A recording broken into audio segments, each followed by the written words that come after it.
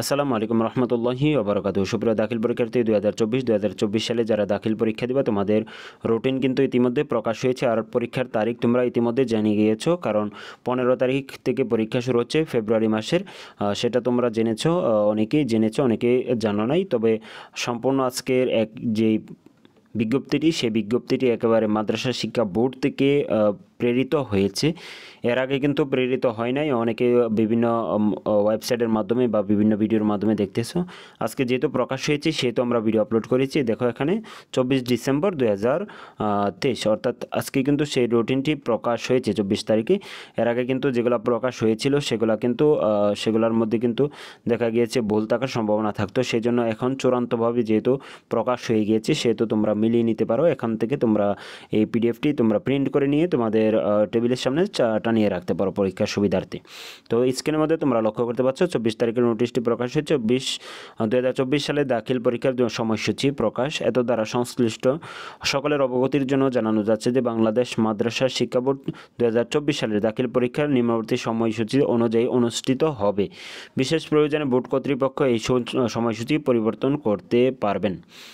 তো দেখতে পাচ্ছ বিষয় ও সময় সকাল 10টা হইতে 1টা পর্যন্ত। সকাল 10টা থেকে তোমাদের পরীক্ষা অনুষ্ঠিত হবে 1টা পর্যন্ত। তারপর দেখতে পাচ্ছ প্রথম পরীক্ষা কোরআন মাজিদ, বিষয় করে 101, 15/2/2024, অর্থাৎ ফেব্রুয়ারি মাসের 15 তারিখ বৃহস্পতিবার থেকে তোমাদের পরীক্ষা শুরু হয়ে যাচ্ছে। তারপর আরবি প্রথম পত্র 103 বিষয় কোড 18 তারিখ রবিবার। তারপরে আরবি দ্বিতীয় পত্র 104 20 তারিখ মঙ্গলবার। তারপরে হলো গণিত 108 বিষয় কোড, পরীক্ষা অনুষ্ঠিত হবে 22/2/2024, অর্থাৎ ফেব্রুয়ারি মাসের 22 তারিখে বৃহস্পতিবার। তারপর বাংলা প্রথম পত্র 134 বিষয় কোড 25 তারিখ রবিবার অনুষ্ঠিত হবে। তারপর বাংলা দ্বিতীয় পত্র 135 বিষয় কোড 27 তারিখ মঙ্গলবার অনুষ্ঠিত হবে। তারপর হাদিস শরীফ, দেখো হাদিস শরীফটা একটু পিছনে দেওয়া হয়েছে। হাদিস শরীফটা অনুষ্ঠিত হবে 28 তারিখ বুধবার 102 বিষয় কোড, 103 বিষয় কোড, 133 বিষয় কোড আকাইদ ও ফিকার অনুষ্ঠিত হবে 29 তারিখ বৃহস্পতিবার। ইংরেজি প্রথম পত্র সেটা অনুষ্ঠিত হবে রবিবার 3 অর্থাৎ মার্চের 3 তারিখে।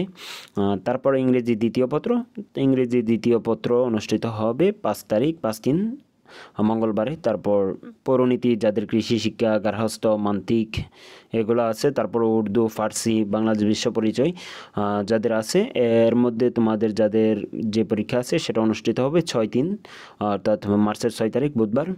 তারপরে হলো দেখো ইসলামের ইতিহাস ও পদার্থবিজ্ঞান, সেটা অনুষ্ঠিত হবে 7 তারিখ 7/3। তারপর রসায়ন, যারা বিজ্ঞান বিভাগে আছে রসায়ন, তারপর মোজাবিদ মাহির বিভাগে যারা আছে তাজবিদ নজম, সে পরীক্ষা অনুষ্ঠিত হবে 10/3 অর্থাৎ রবিবারে পরীক্ষা অনুষ্ঠিত হবে। তারপর জীববিজ্ঞান তদ্বীয় বিজ্ঞান বিভাগের জন্য সেটা 12 তারিখে অনুষ্ঠিত হবে। তারপর আইসিটি অনুষ্ঠিত হবে 13 তারিখ বুধবার, অতএব 13 তারিখ কিন্তু রমজান পড়ে যাওয়ার সম্ভাবনা আছে, একেবারে রমজানের প্রথম দিকে চলে যাবে। তারপর সর্বশেষ উচ্চতর গণিত পরীক্ষা অনুষ্ঠিত হবে 14/3/2024, অর্থাৎ একেবারে 14 তারিখে কিন্তু পরীক্ষা শেষ হয়ে যাচ্ছে। আর ব্যবহারিক পরীক্ষা 16/3/2024, অর্থাৎ 16 তারিখ থেকে মার্চের 16 তারিখ থেকে 21 তারিখের ভিতরে কিন্তু পরীক্ষাটা অনুষ্ঠিত হবে। যার নিজস্ব কেন্দ্রের মধ্যে অনুষ্ঠিত হবে। নিজ কেন্দ্রে মৌখিক এবং লিখিত পরীক্ষা অনুষ্ঠিত হবে নিজ কেন্দ্রের মধ্যে। সকল বিষয়ের ব্যবহারিক পরীক্ষা ও মৌলিক পরীক্ষা, যে বিষয়ের বিজ্ঞান বিভাগের কিন্তু বেশি ব্যবহারিক পরীক্ষা, সেজন্য তোমাদের নিজস্ব যে প্রতিষ্ঠান সেই প্রতিষ্ঠানের সাথে যোগাযোগ করবে। অবশ্যই যোগাযোগ করে সেখানে যে নিজ কেন্দ্রে কিন্তু পরীক্ষা অনুষ্ঠিত হবে। এই ছিল আজকে তোমাদের রুটিন। আর প্রত্যেকটা বিষয়ের সাজেশন কিন্তু আমাদের চ্যানেল আমল আখলাকের মধ্যে দেওয়া হচ্ছে। তোমাদের প্রত্যেকটা বিষয়ের সাজেশন দেওয়া হচ্ছে প্রতি বছরই কিন্তু দাখিল পরীক্ষা, আলিম পরীক্ষা যারা পরীক্ষা দেয় প্রত্যেক শিক্ষার্থীদের জন্য কিন্তু আমাদের সাজেশন প্রতি বছর আমরা দিয়ে থাকি আমাদের চ্যানেলের মধ্যে। তো সেই ভিডিওগুলো যদি তোমরা প্রয়োজন হয়, সাজেশন যদি তোমাদের প্রয়োজন হয়, অবশ্যই আমাদের চ্যানেলটি ঘুরে আসবে। আমাদের চ্যানেলের মধ্যে কিন্তু তোমাদের যে চূড়ান্ত সাজেশন এবং যেটা তোমাদের কমন আসবে, কমন উপযোগী সাজেশন আমরা দিয়ে থাকি। আর আমাদের প্রতি বছর আমরা একটা বুলেটিন তৈরি করে থাকি দাখিল আলিমের জন্য।